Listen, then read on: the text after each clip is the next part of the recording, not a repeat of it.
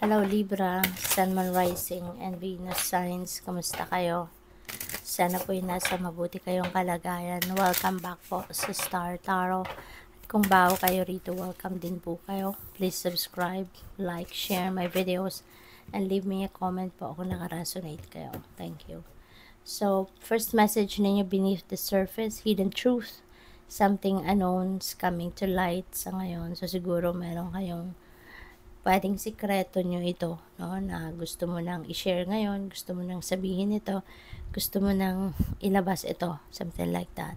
O pwede rin, baka sikreto ito ng ibang tao, and you are going to discover this sa ngayon. Or po pwedeng meron ditong magkikwento sa'yo ng mga bagay na ito. So that is possible. Your eternal spirit, higher self, and sacred intuition. Ayan, Libra. Most likely, no, ang iba sa inyo rito is going to focus on yourself. Maybe magninilay-nilay kayo, magmumuni-muni kayo, and you are also going to listen to your intuition at this time. Baka magme-meditate kayo, something like that. So we have goddess of dreams, vision, intuition, receptivity. Ayan, so maging malakas ang radar ninyo sa ngayon, no? So pakinggan ninyo ito, yung inyong intuition, yung inyong vision, pansinin ninyo kasi baka merong visions na ipapakita sa inyo ang universe, alright? At saka yung ninyo, receptivity, malakas, no? Malakas ang antena ninyo ngayon, malakas ang radar ninyo, kaya take advantage of that, no? Pakinggan ninyo kung anong mga mensahe sa inyo ng universe sa ngayon. So, what else? Tingnan natin ano pa mga mensahe ninyo for today.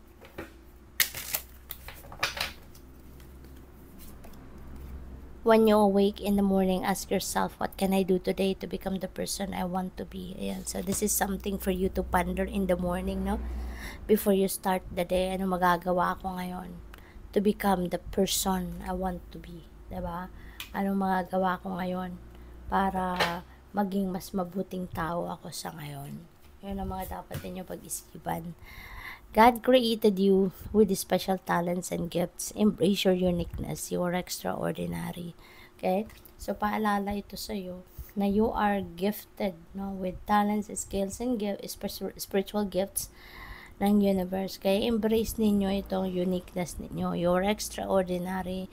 Gamitin ninyo ito sa mabuti. Gamitin ninyo ito sa ikakaganda ng buhay ninyo. Gamitin ninyo ito sa ikaka-improve ng buhay ninyo, something like that. Okay? At wag ninyong ikumpara ang sarili ninyo sa iba. Kasi we are all unique in a way. Okay? Lahat tayo magkakaiba sa bawat isa. Kaya hindi po pwedeng ikukumpara natin ang sarili natin sa ibang tao. Let the angels' boundless love help you let go of negative thoughts and feelings. Okay? Hayaan mo na tulungan ka ng mga guardian angels mo. 'Di ba? Na i-release na yung mga negative thoughts and negative feelings ninyo para na makapag-focus na kayo sa kung anong mabuti, makapag-focus na kayo sa kung ano yung maganda, no, na bagay para makapag-focus kayo sa pagpapaayos, no, ng buhay ninyo. So, we also have you are worthy of love and respect. Surround yourself with supportive and encouraging people. Okay? So, positive thinking people lang. Supportive and encouraging people, doon lang tayo. Wag nating i-entertainin, no, sa buhay natin, or wag nating piliin na makapabilang tayo sa mga taong negative thinker. Kasi hindi magandang vibe ang isi-share nun sa inyo. Hindi magandang sitwasyon ang kakalagyan ninyo if you are going to choose to surround yourself with negative thinking people. Okay? Yung madrama, machismis, yung mga ganon, hindi maganda maging influensya nun sa'yo. So, piliin mo na surround yourself with supportive and encouraging people and people that are thinking beautifully and positively towards other people. The path to joy begins with contentment. Take the first step. That's very true. Diba? Hindi ka matutuwa talaga sa buhay. Hindi ka magiging masaya kung hindi ka kontento sa kung ano ang meron ka. Kasi lagi kang maghahanap ng kung ano ang sa tingin ninyo ay kulang sa'yo. Pero kung may contentment ka sa kung ano ang meron ka, diyan mo mararamdaman yung saya. Magiging kontento ka sa kung anong meron ka. You will be happy, you will be joyful, you will be grateful, no? And you will be thankful, diba? Na meron kang ganon at magpapasalamat ka, magdadasal ka kay Lord na maraming salamat for whatever it is that you have in your life. So we have, your dreams hold the key to your future, so pay attention. Okay? Yung mga ano ito, yung mga panaginip ninyo ito. Okay?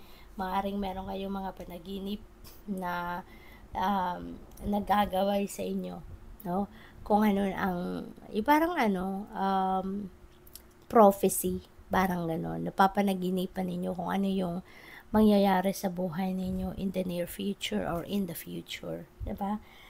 Dumadaan sa inyong panaginip ang mga ganon. Kaya pay attention kayo sa ano yung napapanaginipan ninyo. Kasi that could be a parang heads up sa inyo na that's what's going to happen, no, sa inyo in the near future.